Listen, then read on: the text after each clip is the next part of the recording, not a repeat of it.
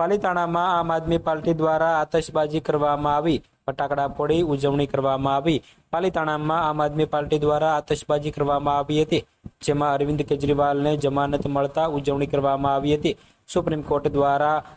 Arvind કેજરીવાલને